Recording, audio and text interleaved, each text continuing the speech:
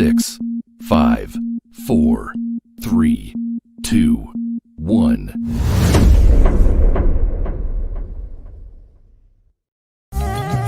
Cream-colored ponies and crisp apple strudels, doorbells and sleigh bells and sweet sweet noodles, wild geese that fly with the moon on their wings.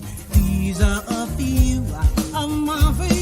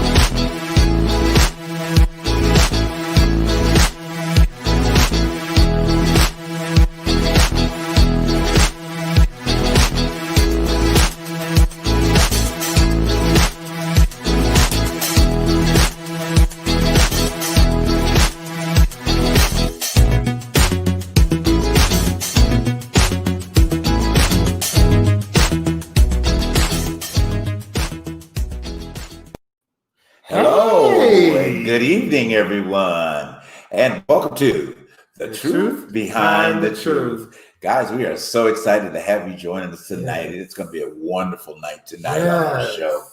Want to welcome our YouTube family, our soon-to-be Instagram family, those that tune in and get connected us through our YouTube as well as our Facebook family. Yes. It's an exciting night here in LA. Whew, and a cold one, too. Oh, that's okay. We used to. Yeah, hey, listen, being from the East Coast, I was like, wow, it feels like fall. Yeah, you're excited. Right. Oh, my goodness. Fall is now set in. Truly. Well, guys, we want to thank you for joining us tonight. It's going to be an awesome show tonight. Yes, oh, my gosh. We have got three of the most powerful ladies with us tonight on the show. We have special guesting tonight. We have Miss Twana Scott Hall. We have Miss Ethel Higgins, and we have Miss Melissa Robinson tonight. Okay, guys, we are so excited to have them be a part of our discussion tonight. And we're calling this show tonight A Woman's Point of View. Okay, so it's going to be a wide variety of things that are going to be really inspiring to the young, the middle, old, and the gray,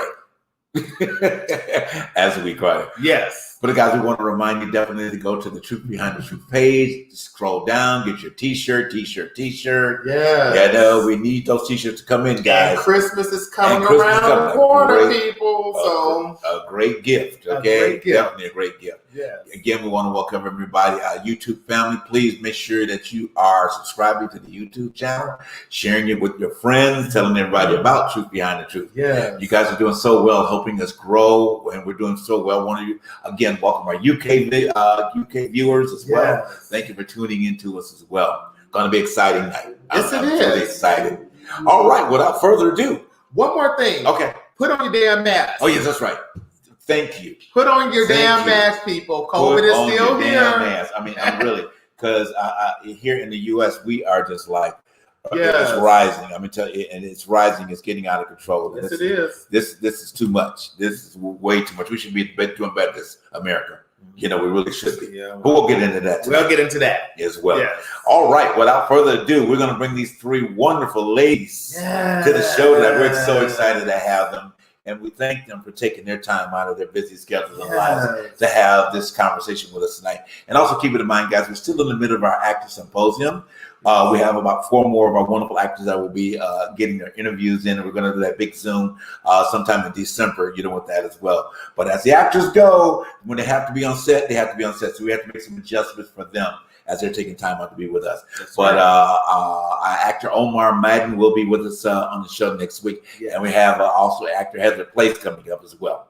All right. So have a great night, guys, and enjoy the show with us. Get some coffee, get a hot toddy, get a brandy, get some wine, or whatever you need, because the conversation is about to happen. Yes, it is. All right, let's bring the ladies to the show. Let's welcome. Hey, what did I call it? The EMT tonight. EMT. The EMT. All right. Yes. All right. We got. Hey, everybody. There we go. Welcome, ladies. Welcome. Yes. Hey. It is the EMT tonight. We got Esther, Melissa, and Tawana. Yeah. EMT. All right. We're going to stir some emergency stuff tonight, y'all. I like that. EMT. Yes. Thank you guys so much for being on Truth Behind the Truth. This is such a joy. I mean, it really is a joy to have you guys. And I'm saying powerful women because you all have got powerful stories, you know. And my dear cousin, Miss Tawana, my cousin, my big sister, my all in all. I mean, I'm telling you that this is my heart, guys. I'm telling you, she is my heart. You know, she has been by my side many. We've been by each other's side. You know, I mean, all of our lives. We grew up together. You know, she's just a little bit older than I am. It's okay. Just a little bit older. Look, you're still young. You're still young. A little bit younger. Say amen, somebody. Okay.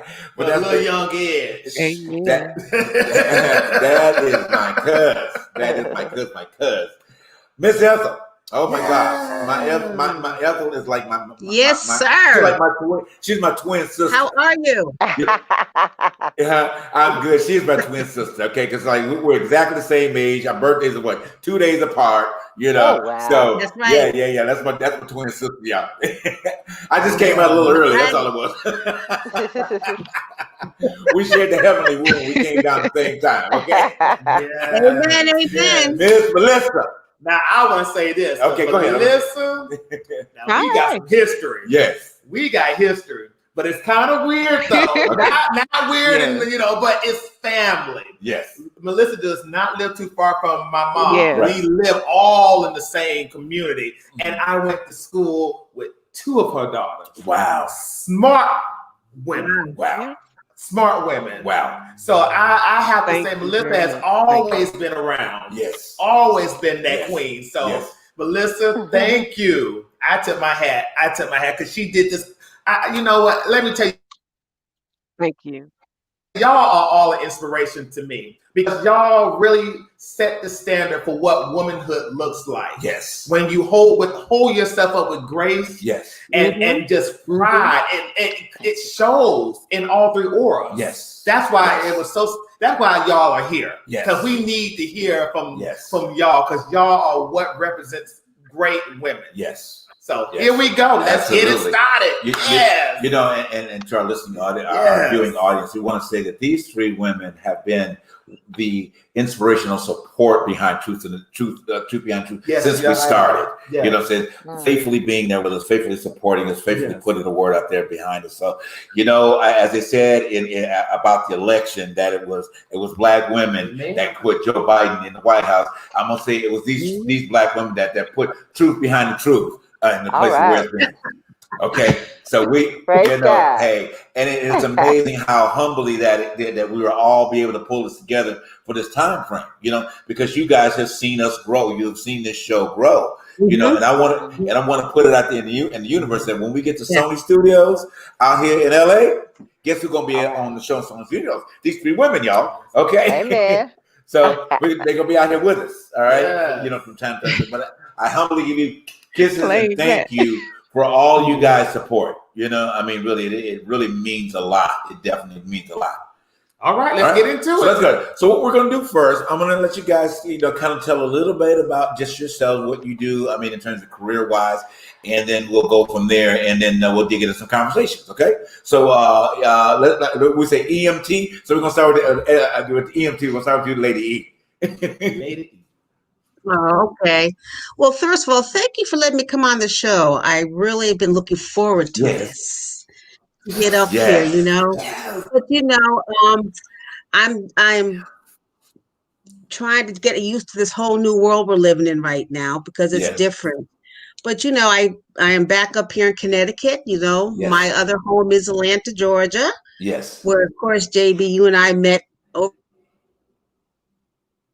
10 years ago now. Yes. When I was working at Catholic Charities, but now Yes. it's been a long time, but I've kind of changed my career around a little bit. Now I'm working with the elderly population.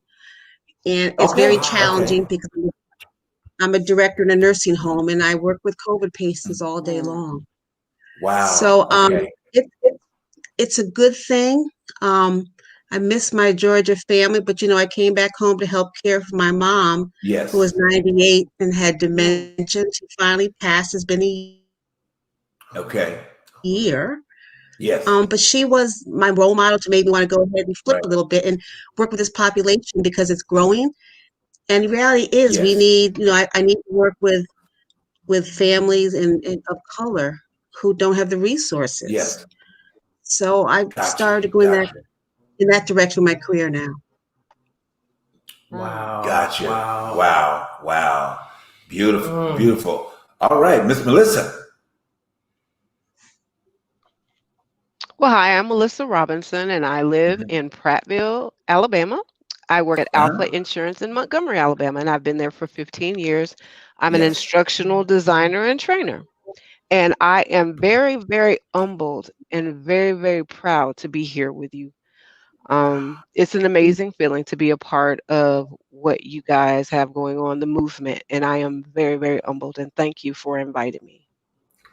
Oh, not a problem. Hey, that just goes without saying. That goes without saying. All right, my dear cousin.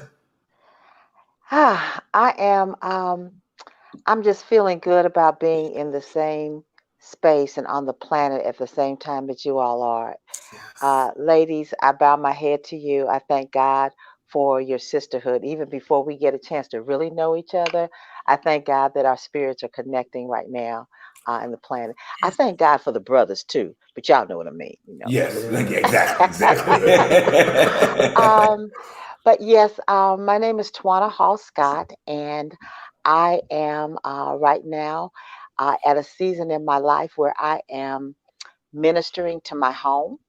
God has blessed me to recover from a stroke that took place 5 years ago. And that stroke took my ability to read and to see. I see half out of one eye and half out of the other eye, and to be able to process written information. But I can still drop it like it's hot. So God is good because He, hey, you know what I mean? So I tell people all the time that when I woke up and I recognized that all these things were I couldn't do so many things, and people would look at me and they would say, she's good. She had a stroke.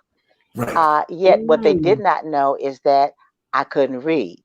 I couldn't see half of their bodies. But because I physically looked whole, they assumed I was whole.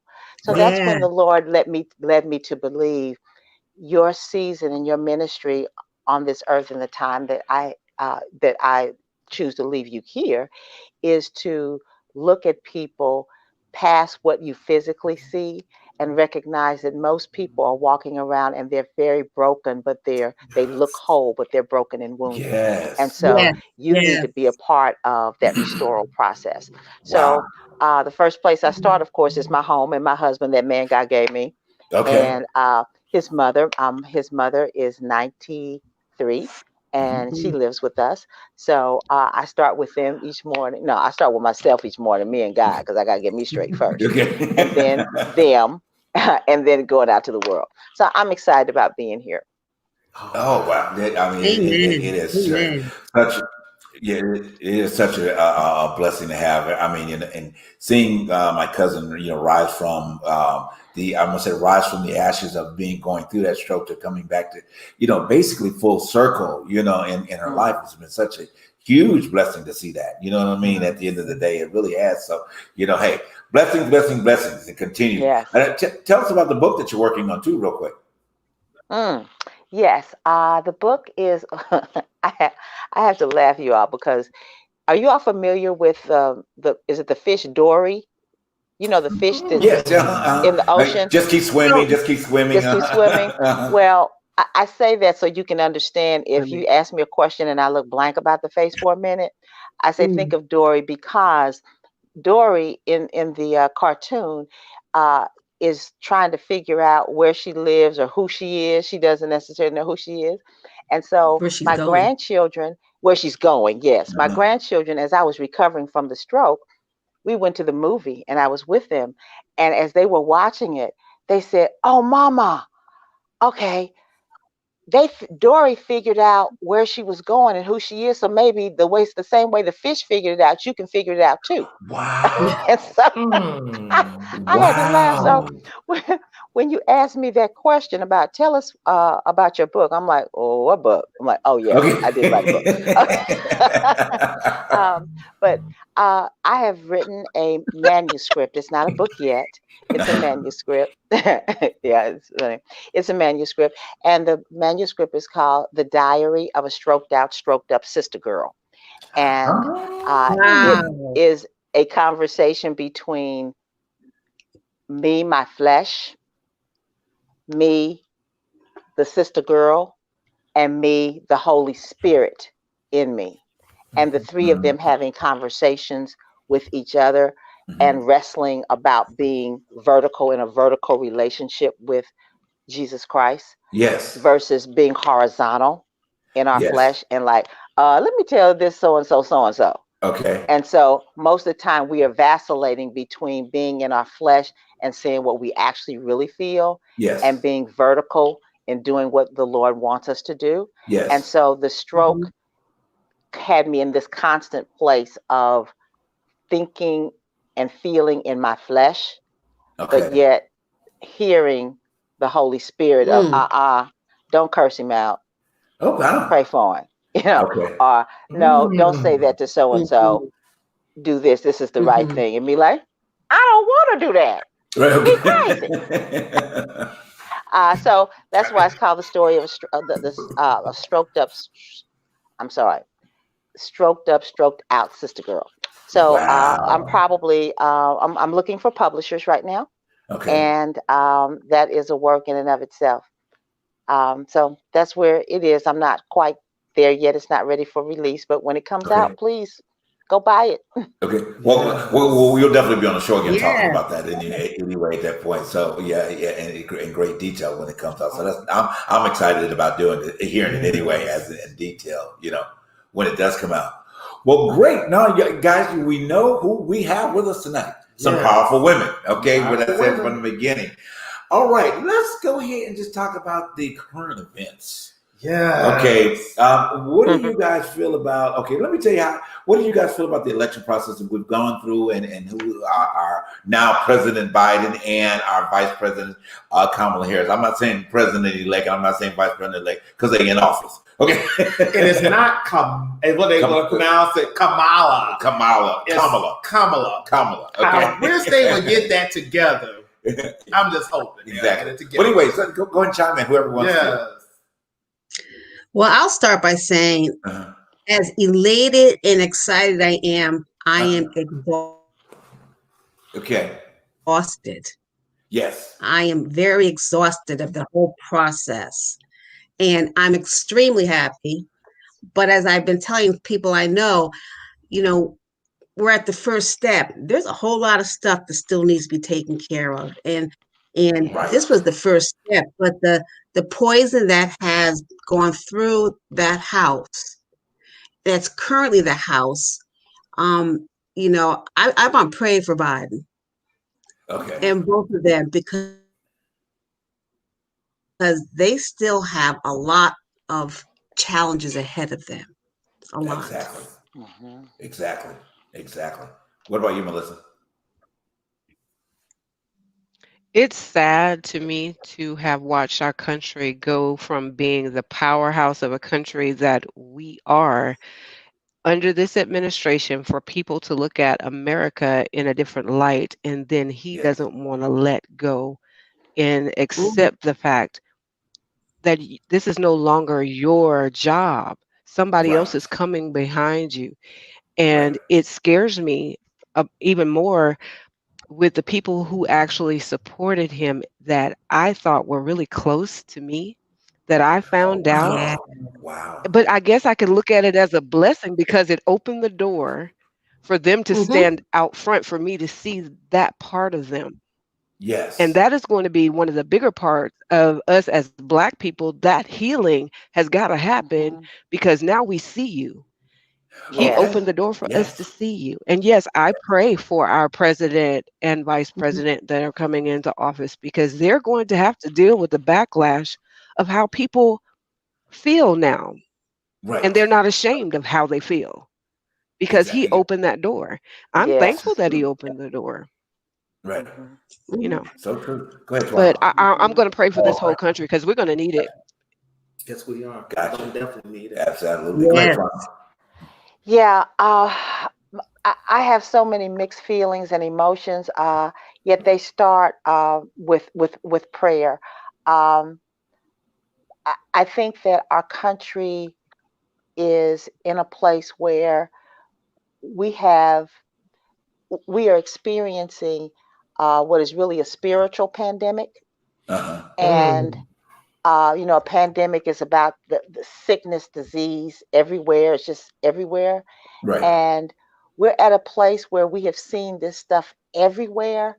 Yes. Yet, if we choose to take this nastiness and figure out how can I, not I, my husband, not I, my girlfriend, not I, but how can I? Because we're so Yes. busy pointing at he needs to do this and she needs to do this. Yes. How can I, Twana, Yes. be a part of the solution?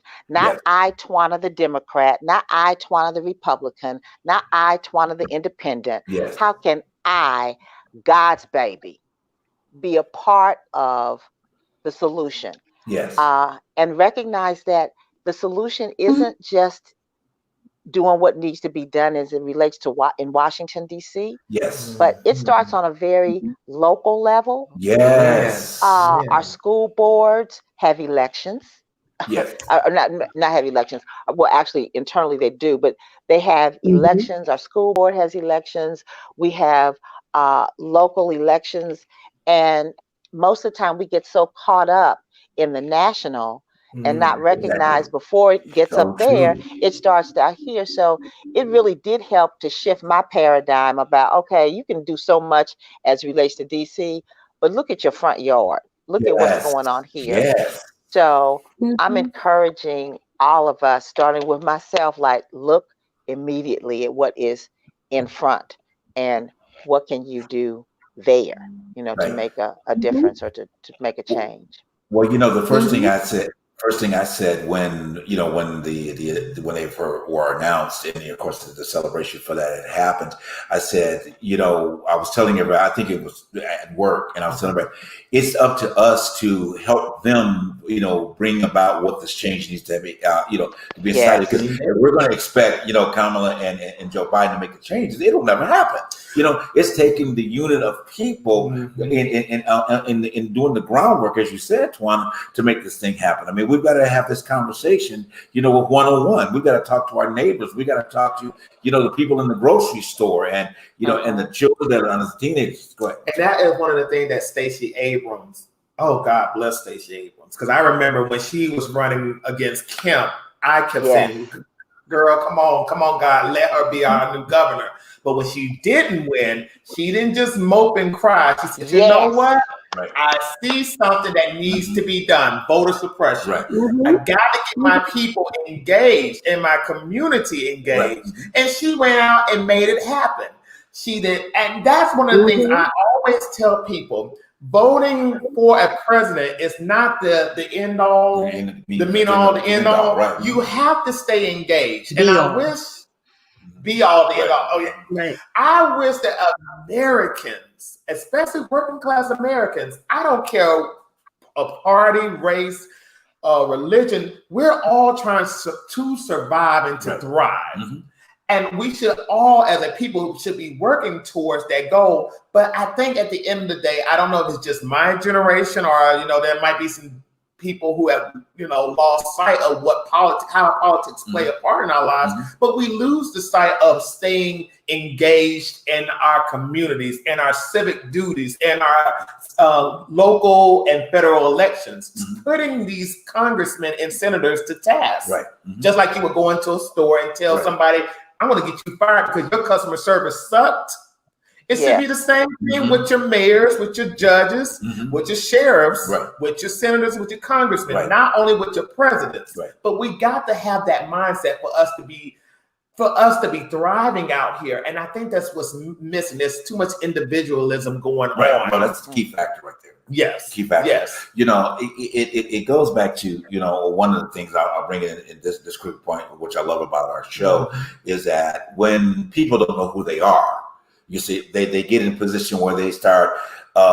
It's like they gravitate to anything that will feed their ego in the process of that. Agendas, exactly. You know, in the process of it. But when you really don't know who you are, you follow blindly.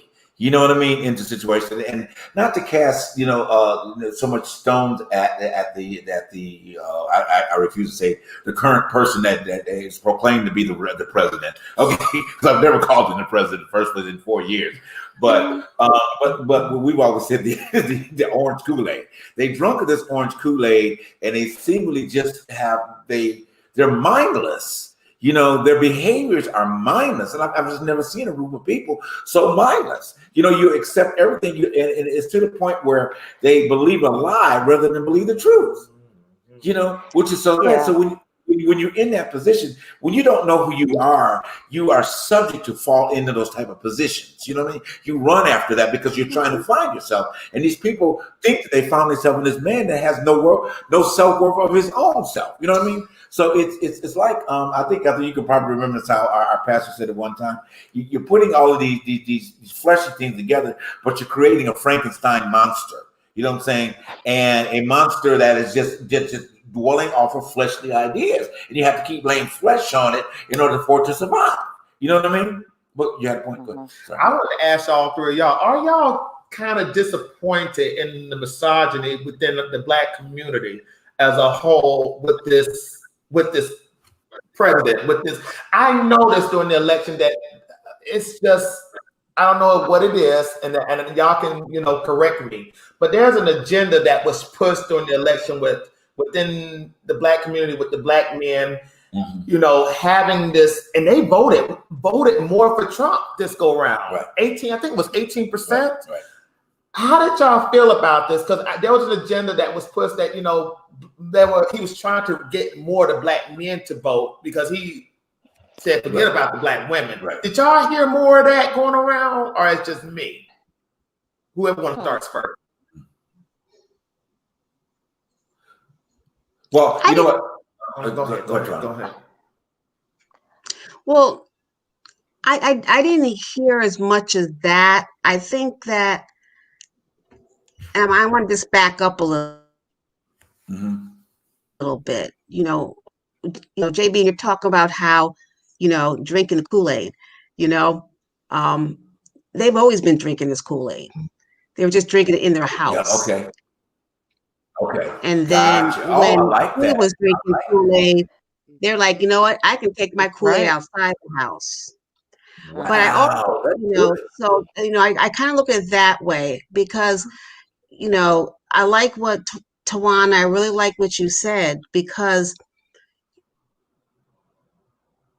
you know, for me, what bothered me the most was the fact that it wasn't close, but it was too close as far as the vote. And it just showed me how many people, it's not like we had this 72 million to 54 million.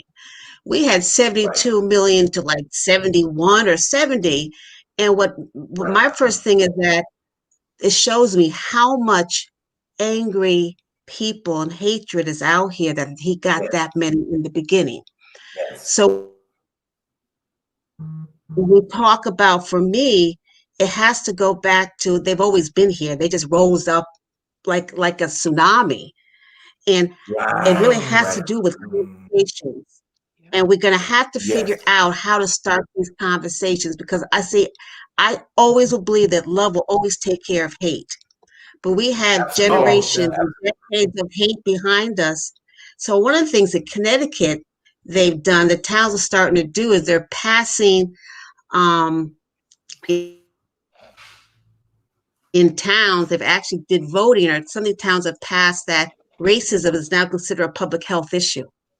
Okay, because they're saying that if we don't recognize the underlying reason why we have such a disconnect in our communities and within groups in our communities, that we have to understand that racism isn't just about, you know what, this white person don't like this Black person. or this person doesn't like Latino person. This is a public health issue that's impacting brown and black skinned folks. So I look at this when I talk about local level. It's like, how do we build those bridges? How do we have these really hard conversations with folks we don't, never mind talk to, half of us don't even want to walk down the street with them, because that's the other half voted the other direction. Right. Wow. That's the half we gotta have these conversations with if we're going to try to make any movement at all.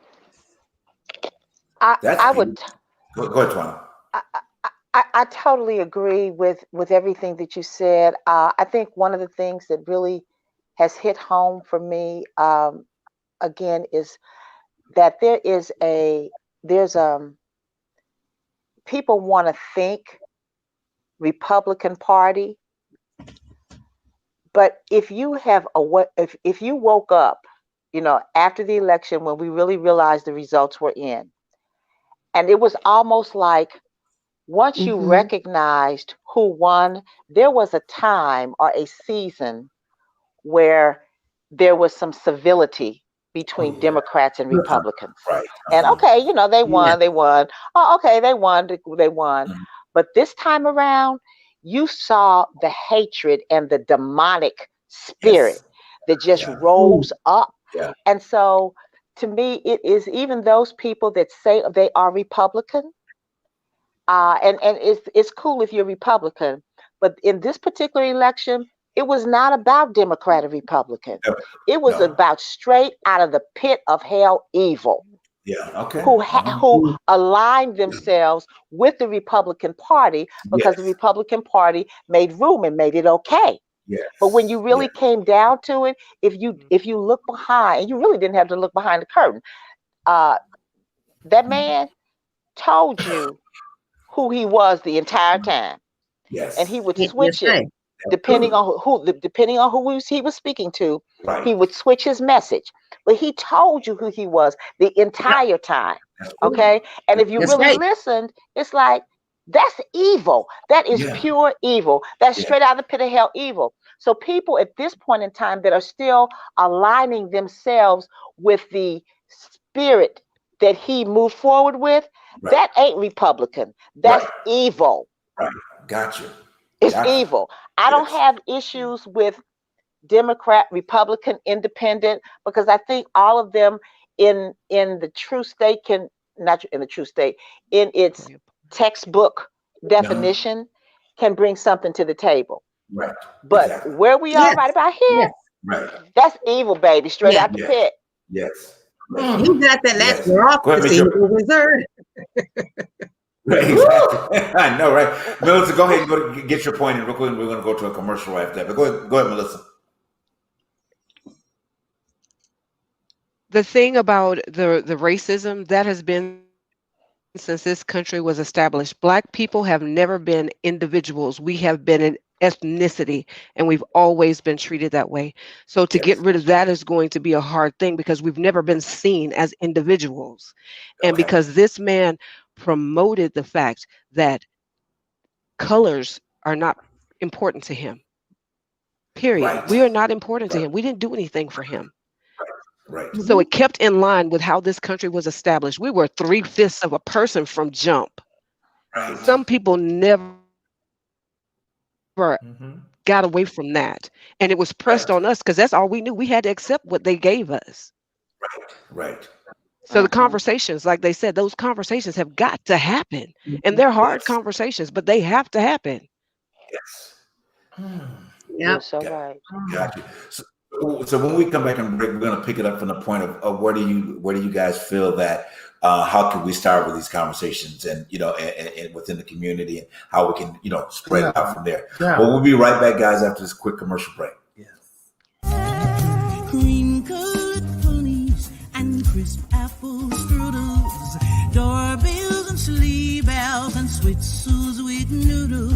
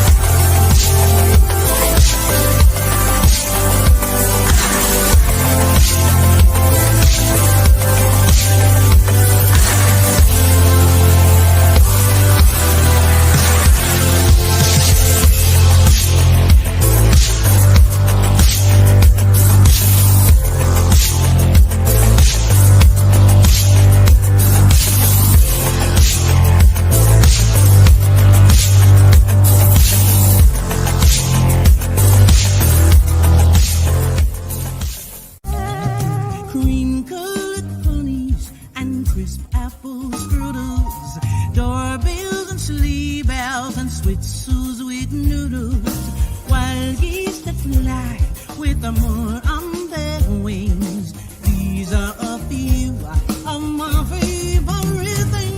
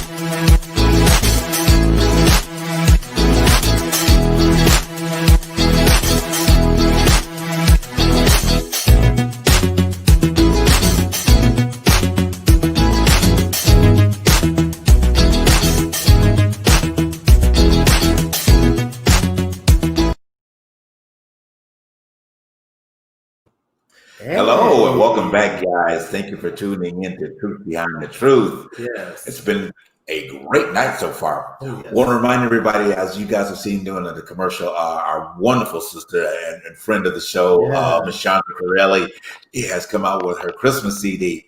So you guys, information about that will be on the Truth Behind the Truth page. So you can order or download Miss Chandra Corelli's Christmas CD. I cannot wait to hear the whole thing. Yes. I am excited about it. She is such a friend of Lady E and myself, and all of us here, all of us there in Atlanta as well. We all have been church members, and all we know each other. So hey, it's a great thing going on. All right, so digging back in where we were. So we are trying to we're picking up where we're going to say that our discussion and point of how do we begin to affect this change. We're saying it on a community level, and I want to integrate in there about the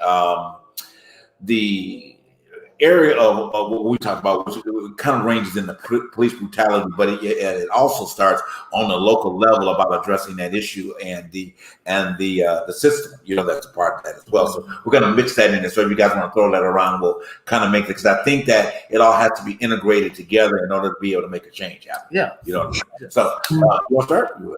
Oh, go ahead. Okay. I mean, the question before. Well, you gave them, just to say, how do you ladies feel that we can get this movement going? In other words, to affect this change that we need to do. I have my points, so I want to hear you guys first, and then I'll chime in from there. Yeah. Doesn't matter who goes first. Alyssa, you want to go first? Well, I can tell you, I can tell you that the change that's happening with me is actually some of my friends who are Caucasian have actually reached out to me to apologize to me for the behavior of other people in the community. And they're opening their eyes to people that they had high expectations of, and because they get to hear the conversations we don't get to hear. And they were surprised and actually hurt. And they asked me, Melissa, what can I do to help with this? How do you feel about this situation? And I told them that the thing that hurt me the most was I grew up and most of my friends were Caucasian. Okay, that's just how it was. And when I grew up, the classes that I took. And I found out after, with what's going on now, I was the good one. I was told, you're not like them. What does that mean? I'm not like them. Oh, I heard that before. And when I was in school, I was like, my friends are white. I felt like I was in the right place. I'm going to have the right opportunities. Those people didn't care about me because I was assimilating to fit in with them. They weren't doing anything to be a part of my world. Yes. And because I just went along, I was one of the good ones. No, I'm still a Black woman. I can't change my skin color, but you accepted me. Why should I feel like it was a privilege for you to accept me? Right. We need to learn to accept each other. So for me to tell her how that hurt me, first of all, is opening the doors for her to explain to her peers, her white peers, hey, these things hurt my friend. As a Black woman, as a Black person, these are the things that hurt. And she didn't understand that until she asked me.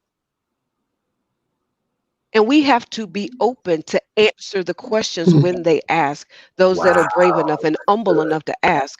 We have to be honest. That's good. That's good. That's And good. I can concur because me and Melissa, like I said, in Alabama, racism is tradition. It's an underlying tradition. It's you don't see it, but you can feel it. Right. You can feel it in conversations with people that you know. And I think somebody said that is a phrase. I don't know if that was your daughter, Melissa, but that has been a phrase I've heard all my life in school. You are one of the good ones. You know, you're not one of them. And I did not know until I went to an HBCU what that was about.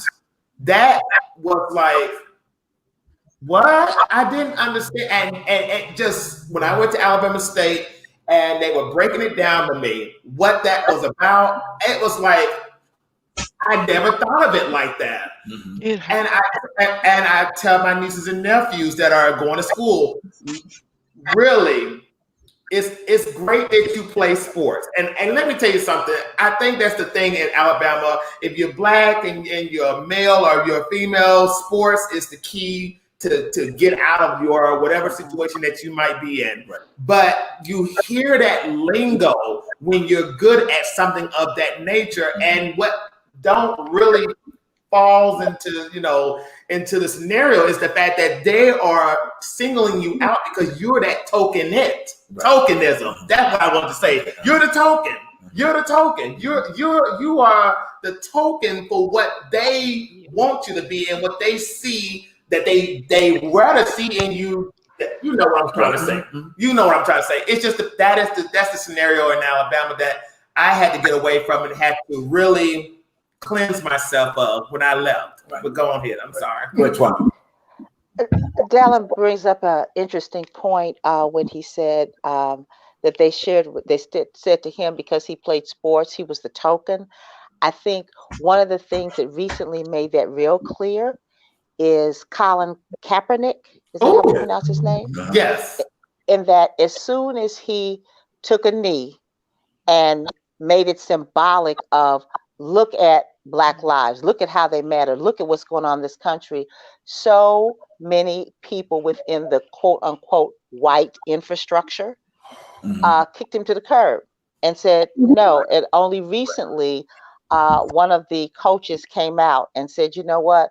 I'm sorry. I now realize after all of this that's gone on that I got it wrong. I got it twisted.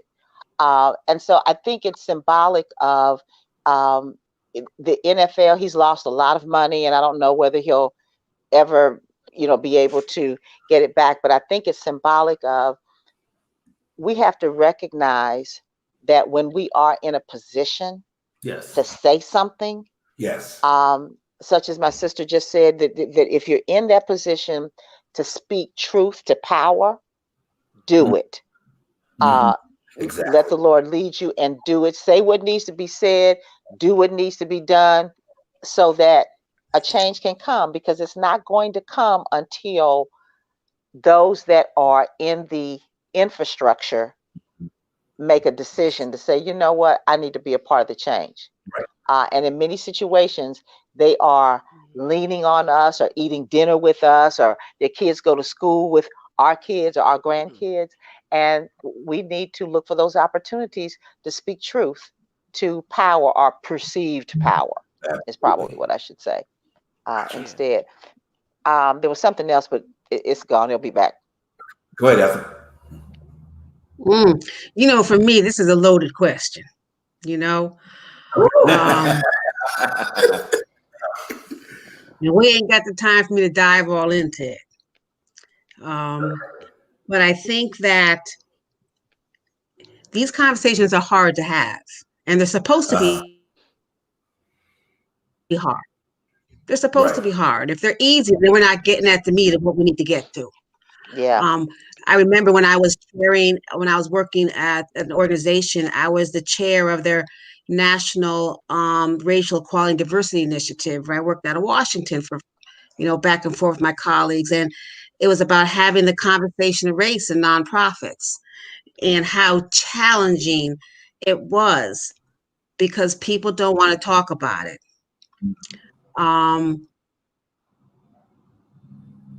So when you ask about how to have these conversations, you know, first of all, white folks have a platform. Use your platform to bring this to the forefront. That's number one. Right. If you got the platform, then use it. That's why I got an issue with some ministers and some folks that have a platform, but they ain't saying anything. They're not saying anything. And there's some folk, both black and white, that have a national platform, that have a platform, people know who you are, but they're so busy up and they're talking, but they're not talking about this because some are afraid that they do talk too much about it, they might lose the support of the people who's helping put money in that.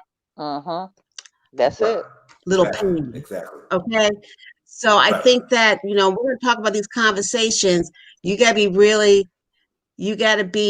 ready to have the hard conversations. And the other thing is, as a woman or a person of color, you got to be open to hear what comes to you too. True. And what I mean is that sometimes we will get in our feelings and we'll rise up so quickly, and we have a reason to rise up, but then it might shut the other side down. And if you don't have the eyes and the ears to open up to say, okay, it's not easy for us either, because we've lived it and we feel it and we deal with it every single day. If I'm going to say, let's have this conversation, I better be able to keep myself together while I hear this. Keeping your composure. Because that's the only way we're going to be able to, in my eyes, start to build that foundation or whatever it is. I don't know what it is, but I got to make sure that I'm in the right space to hear it, because it's going to want to make me go ahead and knock the heck out of somebody probably. You know what I'm saying? Well, it's in our education. It's in our education system, because it's been taught. And I am the prime example. When I went to school in Alabama, those history textbooks were so old. Right. Slavery, Martin Luther King. I don't know. I sometimes don't know, because it's been still taught.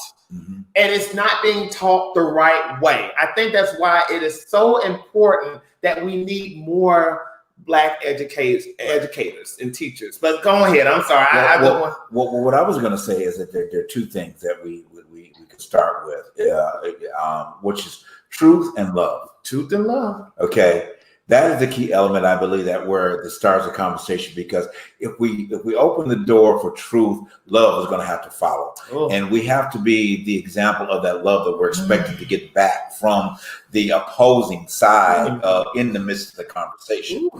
See, so me, myself, I and everybody on our show knows how I am in terms of, I'm very in the middle type of person. You know, because I believe that somebody has to be a person that bridges the gap. You know what I mean? It has to be able to start a conversation. And I'm not afraid to have the conversation with either side, I should say, because if I have to confront the African-American side as well as confronting the Caucasian side, I'm willing to do that. But in the process of that, I try to leave myself as transparent. Yeah. Okay. So not say that the conversation is necessarily coming from a Black man, but from a man trying to have a conversation to bridge a gap, you know?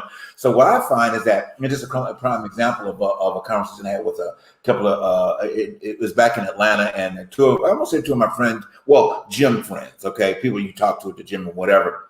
And there were a couple of Caucasian guys, there were a couple, and we would have conversations back and forth, you know, during workouts and stuff. You know, so I said to them, I said one day, I said, well, let's go for coffee, you know? And they would say, well, sure. So we went to Starbucks, you know, right around the corner from the gym. And so I sat down, they sat down, and I was waiting to see who was going to start the conversation. So at that point, it's like, what do you talk about? You know what I mean? Are you going to talk about the weather? Are you going to talk about, you know, the new car, or what your workout was like? So what are you going to talk about? So I started the conversation. I said, so tell me, guys, what is the difference that white people see difference in Black people? They went, if they could grab pearls, they're like, oh my God, he asked that question, you know? And I just waited, and they started to ponder, and they said, we've never been asked that question before. And it was like, and it kind of led into the thing with me. I was like, well, wow, okay. So nobody's ever approached you and asked you that question. So therefore, your thought pattern has always been one way. You've never been able to open up a conversation and say where are the differences and whatever it may be. So we went on talking, what have I said? Well, let me just break it down to the ridiculous. I said, you guys have probably got an aunt or an uncle that comes to a family gathering. Now, let's take the terminology. On the Caucasian side, you probably call it family gathering. On the African American side, we call it family reunion. Difference. It's still a gathering of the family, right? But I said, you guys have got an uncle or an aunt that may come to the family gathering that you don't like, or either they drink too much, and they're all over the family, and everybody's whispering about them and all of the, all of the things that goes along with that. And they were like, well, yeah. I said, so is there that big of a difference in understanding family? I was just starting with family and the behaviors of family. They're like, well, no, I guess not. So then we went on talking a little bit further, and I said, well, the thing about it is that why we find these racial barriers is because what's happening is that we're not doing what you and I are doing right now. We're not talking. We're not trying to find a common ground. Now I get it. The experiences may be different, but when you start finding a common ground, somebody is more open to listen to what you have to say, and they can say, oh, this is relatable. See where you're going with this. I can see where now that the African American community may feel this way, but at the end of the day, I still got an uncle that I don't like because he drinks. At the end of the day, But you had a point. Go ahead. Oh no, I wholeheartedly agree. Mm-hmm. I mean, our experiences might be different, but culturally, it looks different, but it's the same, right? I never thought about asking. I did that question. I never thought about that. That's genius to me because I had every experience in my past life to have asked that question, but never been afraid to even venture off because I've been trained never to talk about certain situations of that, to keep a job, to be in the good graces of teachers, or to just walk that fine line of staying out of the way. Like John Lewis says, like when he was taught, stay out of the way, don't make no trouble. That has been always my training. Sorry, Grandma. Sorry, but that has always been, don't make no trouble. Do what is expected of you, make good grades, be respectful, but just don't knock down. And those are one of the questions I would have been afraid to have even wanted to mention in high school or somewhere on a job. It is what it is. So here's the thing. One of the solutions, guys, is that what has to happen is that we've got to find a way to encourage one another to press past the fear. Or press past the opportunity of what you think that you're going to get and not anticipate the worst, and what you may be getting back may be the best.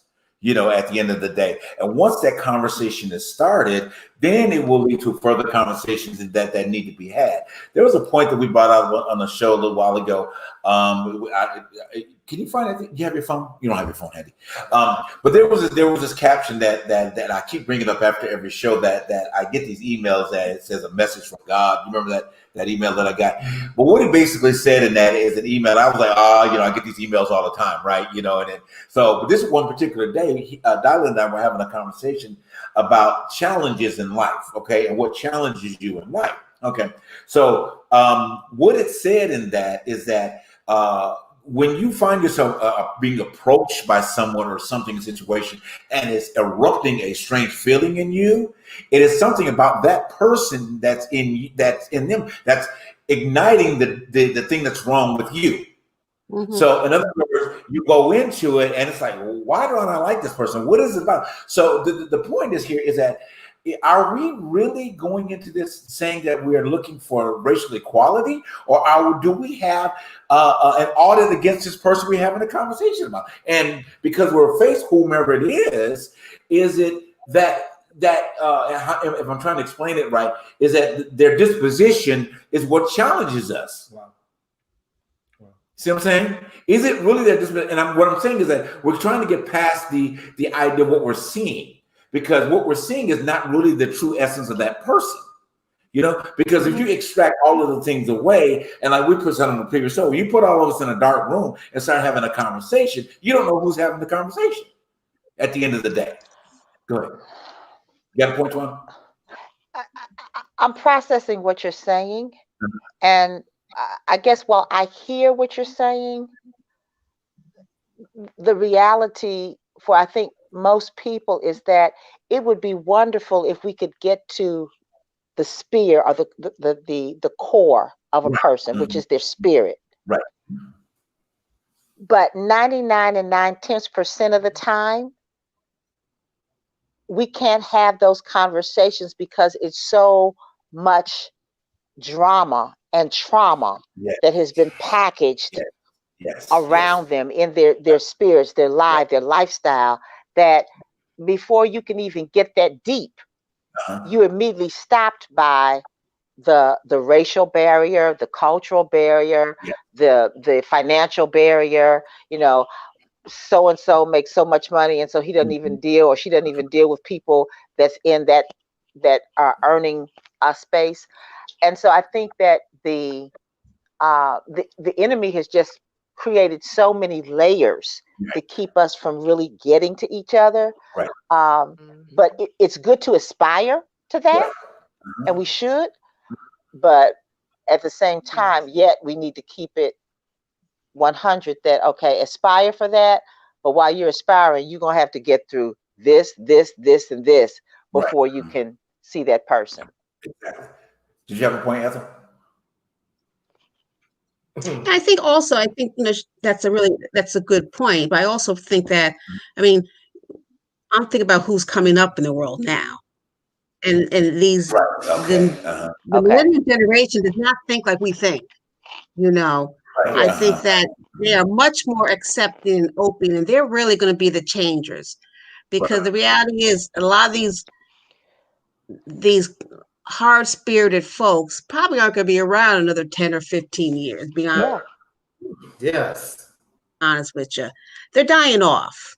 But I'm looking at my daughter who's 24. I'm looking at the folks that are into culture, into learning about people, they're not brought up, not all of them, but majority of them aren't brought up the baggage and luggage we've been brought up with. They weren't around the civil rights era. There's been such a distance from them that, and it's too bad, but we're part of that era. They're not. They do think differently. I'm with my daughter's friends. I hear them talk, and I see the friends they have. All different types of friends. So hopefully, I'd love to be able to have conversations with them, because they're going to be the change agents. A lot more than I'm going to be, because So I think the element here, and you touched on the key point, Melissa, I'm going to let you make your point, is that this current generation has found a way of acceptance. Okay.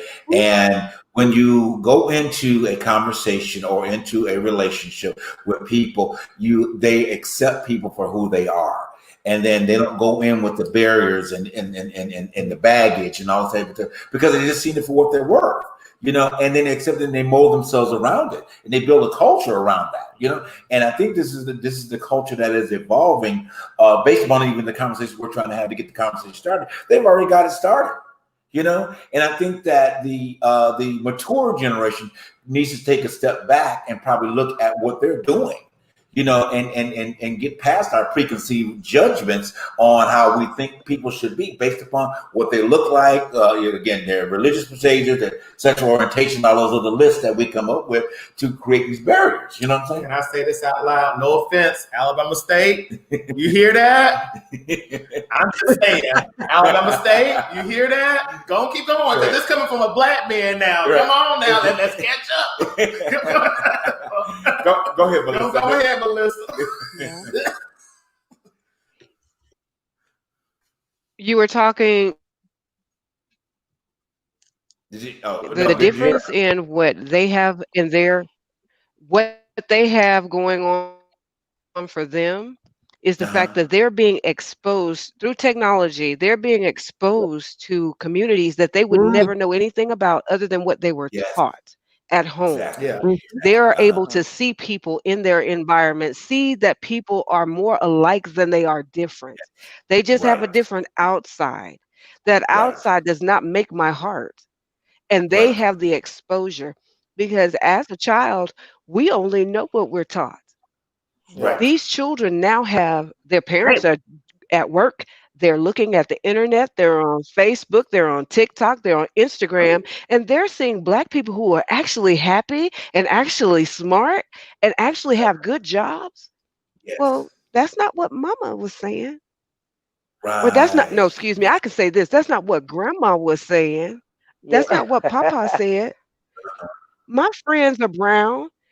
They do those things. So they brown people aren't Mhm. bad. And there have been families that I know have been torn apart in the white families because their children are not having that mess. Y'all can keep Mhm. your attitudes, y'all can talk about them, Uh-huh. but mama and daddy, I'm not doing this. These are my friends. I've fallen in Yeah. love with this person. We're going to have a Mhm. family. And Mhm. that warms my heart. Yes, it It does. really does. Yes. It warms my heart. But It it's does. still, we're still here. We ain't dead yet. So we still got to make that change. We Right. still got to have those tough conversations. And Right. it hurts to Exactly. know that Mhm. someone dislikes me because of something I can't change. Right. Wow. Exactly. I can't change, Wow. and I wouldn't change. Wow. I'm beautiful. I'm a Yes. beautiful Wow. Black person, and I Right. love my skin. Wow. I'm not trying to Yes. change Yes. it to fit in your space. Right. Let's get Yes. together. We're in this thing together. Right. Let's Exactly. do it together. Exactly. But we gotta open up. Like Miss Ethel said, or Twan, I don't remember who said it. We got to be prepared for what they're going to come back to us with. Because Absolutely. just like we don't know, they don't know. So we got to pull it down because we're always on the defense because we've always had to run. We've always had to Mhm. run or fight. Mhm. So when the conversations get started, we already bristled up. Now what you fixing to say? Now what you got? Right. You don't Mhm. live my life. Hold up, stop. No, no, they don't live your life. Calm Right. down. That's right. Right. That's right. Calm down. That's Calm right. down and let them hear what they have to say first. Yes. And That's then tell right. them you don't live my life. But still, you gotta listen. You gotta listen, and not just with your ears. Listen with your heart. Heart. Listen with your Yes. spirit, Yes. and stop Mhm. hearing the noise. There's too much noise we got going on. Okay, Yeah. y'all, I'm gonna hush. Yes. Yes. But you know No, what? it was good. Keep it coming. Go ahead. That's good. Girl, I love it's tough. No, it is. We're gonna keep this conversation when we come back. I want to hear just from what you three as women of color, how that you're molding and what you're planning to mold in society, because we have maturity here, what you're going to be able to speak to it on a one-to-one basis. But after this quick commercial, we'll get back into that real quick. Okay, we'll be right back.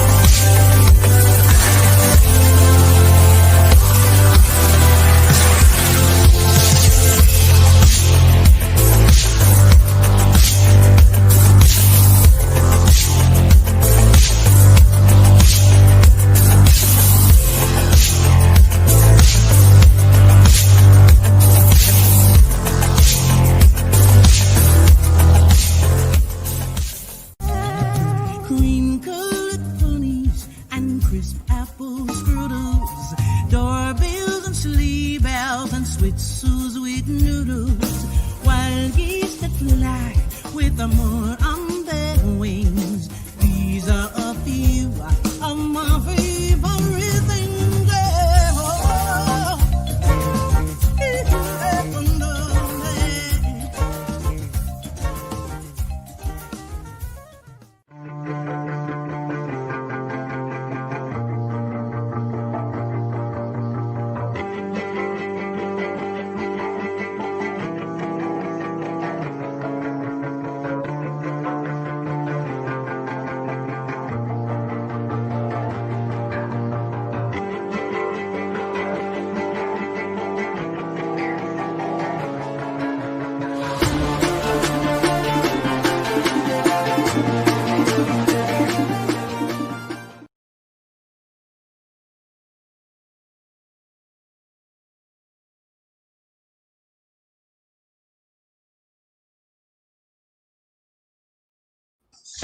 And we're back.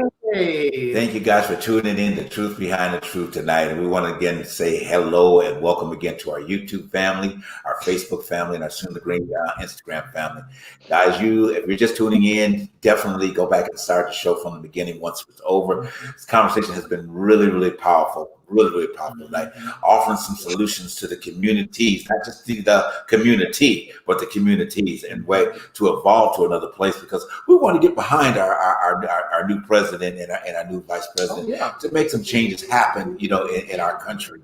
But it starts with us. It starts with the conversation we have. It starts with the conversation we're having tonight. And our topic of our show was the women talking. So the women are talking tonight, and I love everything that you guys did. It's very powerful. I think that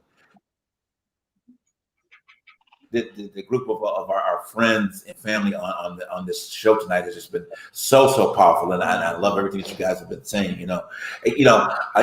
It always gets to a point in our show that we get so deep into it, and it gets such a synergy. We're going to take a few more minutes because I know we're running over time, but we want to hear some more from you guys, and then we'll wrap the show up from that particular point tonight. But as we were saying, so what do you guys, as women, as powerful women that you are, and going forward with supporting our new elected officials, and what are you going to start doing in your communities, and what do you plan to do, or whatever platforms? And I'm Melissa, you started a platform in terms of Instagram and things, and I'm sure Ethel's out there in Connecticut doing something, waving a flag, getting something done. And I know my dear cousin, she has a show of Word Up on the What Up every week on her show as well, and she's doing that on her inspirational part. But I want you guys either to take it individually and just kind of say what you plan to do in helping this new administration go forward and with the change we've been talking about tonight. So anyone can start. I mean, Ethel, you want to start? Yeah, I'll start. One of the things I'm doing is, besides I'm finishing up a couple of college courses to get a certification out of the way, I was chosen to be on another national, where I work, on the National Committee around Cultural Change. For this for-profit, and I'm not a for-profit person. I've been 35 years in the nonprofit sector, jumped in a for-profit. I'm like, oh Lord Jesus, what I do? But I'm hoping that being on this committee, I was really blessed enough to be chosen to be on a committee of 10 out of over 300 applicants to put in for this. So I'm hoping to do some work through there to start working. Again, this is working on a smaller level, but to start to really help people have these conversations in this arena about this. And then the other piece of me is I'm about to jump back into my music again. And I'm changing even where I'm going my music, to bring more of a message of change. So I'm gonna kind of do that next year, work those two things together. And that's how I'm gonna give back into my community, my state. Got you. Wonderful. Melissa, go ahead. Well, for me, like I said, I had one of my friends to reach out to me that I went to school with, and she was talking to me, and she apologized to me. She and I are going to get together and do some things with the class of '86 in Prattville High School, and sit down and have some real conversations with people who are willing to sit down and have the conversation. We don't want to force anything, but we need to open the eyes. And if one person who's clenched to somebody really tight sees that, hey, John is going to talk about this, well, maybe let me see. Because what we've done is Black people, we've been used as bargaining chips from the day we were brought here. We've been used to manipulate and to change things. Our value is, we're more valuable than they want us to believe, and they made it so. They brought us over here to do the labor. The country was built on our backs for free. We are valuable, but we were made to feel like this because of what was being done to us. But we're valuable, and white people don't understand that. And there are some people who are now seeing how valuable we are, and to lose our humble, I'm scared spirit scares them. And I think that's what it is that scares them the most, is that we're going to realize that we're kings and queens. You removed us from our kingdom. So we're here with you now. So accept us. Accept us. Hold our hands, and we're going to walk and make our way through this together. So Trisha Malign, she's a Kilpatrick, and then she's But anyway, Trisha and I are going to be doing some talking and getting a group together, and that is our plan. And we're going to do that. And I do have a thing that I do on Instagram, and I may change a few things to throw that out there too, because Okay. people here, that's where they're getting the information from. So I'm going Yes. to thank you for that. I'm going to add that to my repertoire and trying to get people to understand who we are, because they don't know Right. who we are, because Right. we've always been made by society. We were Yeah. never allowed Yes. to be who we Yes. are. And once we stand up to be who we are, then we're wrong. No, we're not. Right. We're Right. humans. Right. Yeah. Exactly. Go Lions. Yes, yes, yes. Bravo Lions. Look, from Prattville, Alabama. Exactly. Exactly. Twana, go ahead. Um, I see moving out on three platforms that are already in place. One is my grandchildren. I've got 5 grandchildren, and it was last month or a few weeks ago that I decided that I wanted to have very one-on-one conversations with each one just about how they're doing, what's going on in their world, where they were talking to me and not feeling like, oh, this is my grandma, what does she want? Right. But as a part of one of those conversations, I would come up with one question that tied into what was happening in the world Okay. to see where their heads were and to give them a seasoned perspective. Gotcha. Not tell them so much, oh, this is what you need to think, this is what you need to do. I Mm. told you so and so. But really hear what they're saying Yes. and then be able to have a conversation and respond to them and give them something else to think about.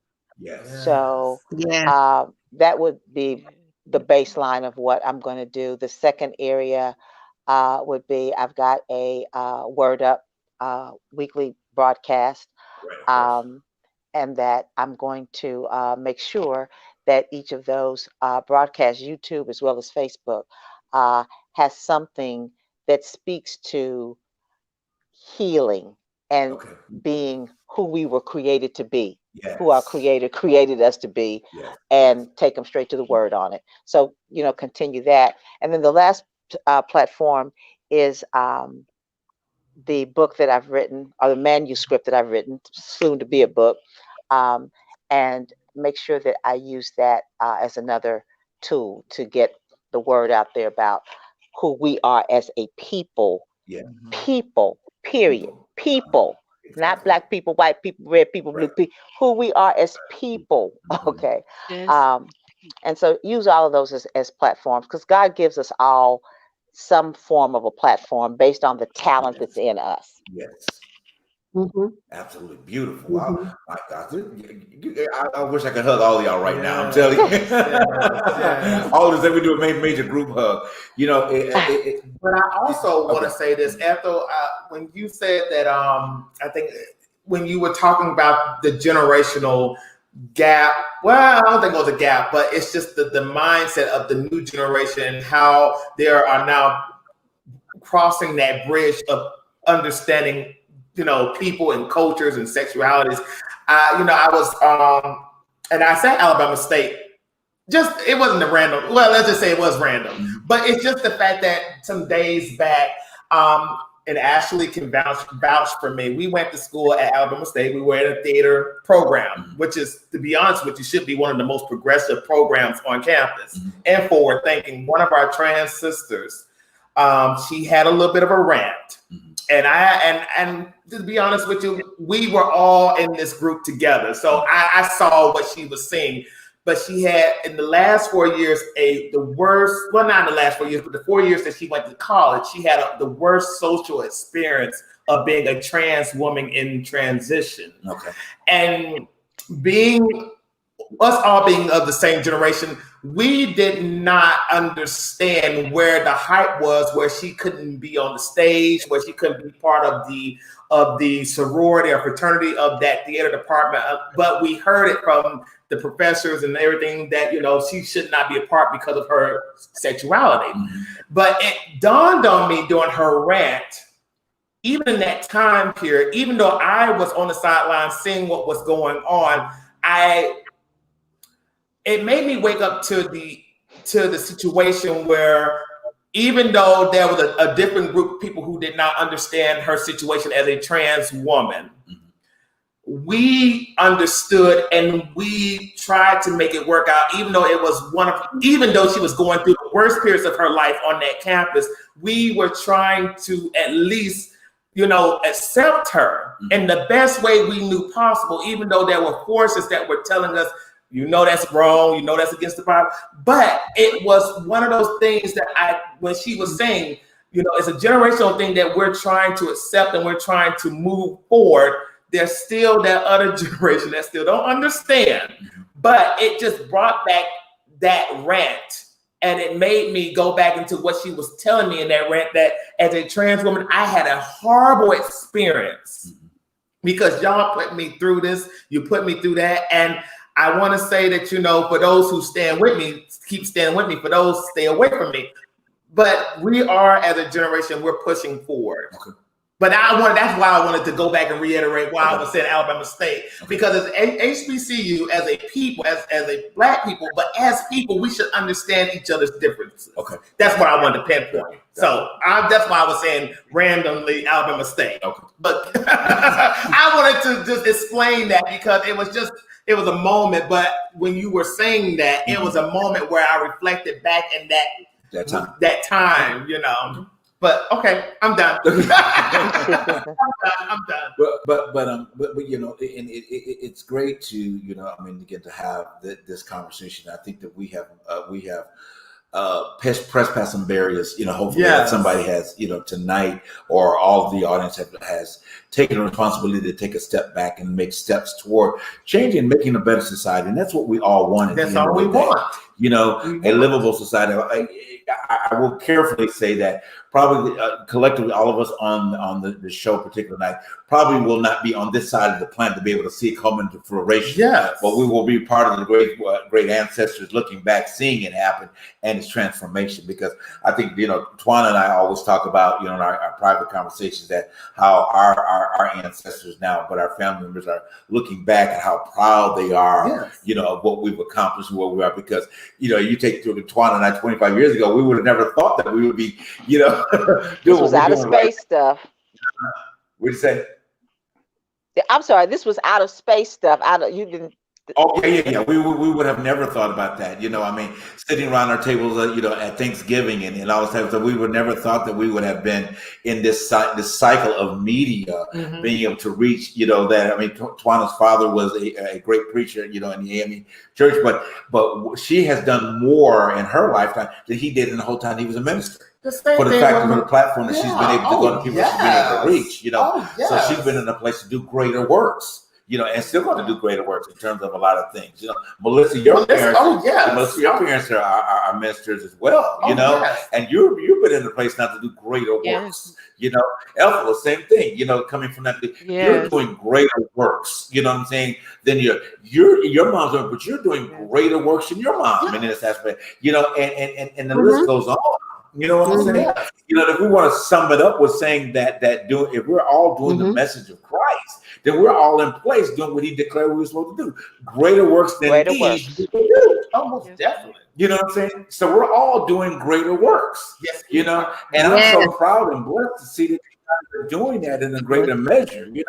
I'm going to say this. We've got to come back again, and I'll get with each other. We'll get with each other to schedule another show to come back, and do this again, because it's really important. And what we didn't really dig in a whole lot tonight, but as I said, I knew that the conversation would be really organic. Oh, yeah. You know what I'm saying? And the organic pieces are out here for what people needed to hear from all of the perspectives. So, guys, I want to bless you guys tonight for thank you for being here tonight, taking the time out of your schedules. And I bless your hands in terms of all of your endeavors and what you're going through. I say that prosperity will reign in every part, from the top of your heads to the sole of your feet. Amen. That 2021 coming in will be unspeakable joy, wealth. Yeah. Okay. Everything that every need that you ever wanted will be met and above. You'll have so much more to give Okay. You continue to give, Thank and you will continue to give because a cheerful giver is also going to be a cheerful receiver.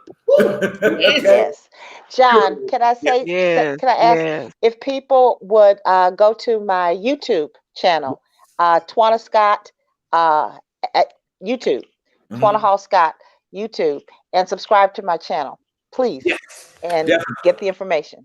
Melissa, is there a Yes. specific way to reach you on Yes. on Instagram or just Melissa Robinson? It's just Melissa Robinson. And I want to give a shout out to my daughters who have helped me be the person that I am. My parents taught me, but because I had to pass on my knowledge to my children, it made me a better person. So to Yes. Ashley and April, I love you and thank you for helping me be who I am. Yeah. Yes. Hallelujah. Also, is there any particular way where people can reach out to you in terms of your efforts? Do they just need to follow you on Facebook? How can they reach you? We know I don't have my YouTube. I don't have Okay. I have a Facebook, but I will give you my email address. If anyone Okay. wants to reach out to me for further discussions or any trainings around cultural initiative, I've been doing that for many years. You can get me at ehiggins01@yahoo.com. Okay, we're gonna have it repeated again. Ish, can you? I'm speaking to our technician. If he can put that up on the screen for us, if you can, you type it in. Yes, I'll repeat again. And it's ehiggins01@yahoo.com. Okay, perfect. We'll make sure that you get it. If he didn't get a chance to get it in on the show today, we'll make sure it's on the Truth Behind the Truth page, guys. And guys, if you have links to like Melissa, email us a link to your Instagram.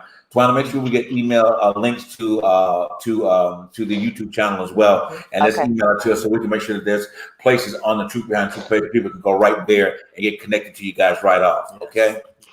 Guys, we love you so much. Thank you for being here tonight. Oh my God, this has been so inspirational and so inspiring and just all of the above. Go ahead. You got one point after? Can you tell him to add an S after the N? Okay, I think he hears you. S. Okay. Brother Ish, if you could add a technician, if you can add an S after the end on that, we'd appreciate it, sir. Give him just a minute. But anyway, as I'm doing my closing remark, he'll get a chance to pop it back up again for us. But guys, we love you so much. We always end our show with the Wakanda. So how are we going to do this? We're going to say EMT. Wakanda. I can't do it. I'm stuck.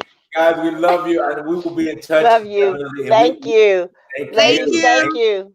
I'll be reaching out to you all separately. Thank you. Yes, definitely. And we're going to do this again, guys. We're going to do it again real soon. Yes. Okay. And I want to give a big shout out to Twana's mother, my dear auntie. Okay. We were celebrating her birthday. Birthday in heaven. Happy birthday, auntie. We love you so much. We're sending kisses to you. Yes, there she is. There she is. Yes. Thank you. Wow. Yes. Happy birthday, Auntie Florence. We love you, dear. Guys, thank you so much for tuning in to Truth Behind the Truth tonight. We'll be back here again next week. 9 p.m. East Coast, 8 p.m. Central Time, and 6 p.m. on the West Coast. Guys, have a blessed night. We love you. Bye-bye. Bye-bye.